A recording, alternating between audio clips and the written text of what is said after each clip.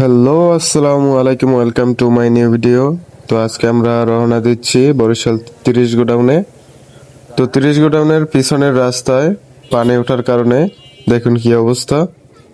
মানে পানির ভিতরও আপনার রাস্তায় জ্যাম লেগে আছে। দেখেন যে ডান পাশে রিক্সা মামায় করতেছে কি, পানি উঠছে সেই সুযোগে সে রাস্তার মধ্যেই তার রিক্সা ধুইতেছে।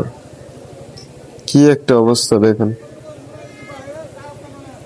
কি পরিমাণ পানি উঠছে দেখছেন। তো আমরা এর ভিতরেই রওনা দিচ্ছি। 30 গোডাউনের পিছনের রোডে আছি এখন বর্তমানে।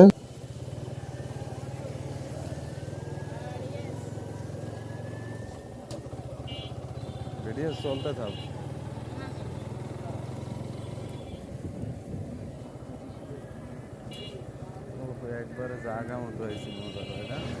তো আমরা চলে আসলাম বরিশাল 30 গোডাউন।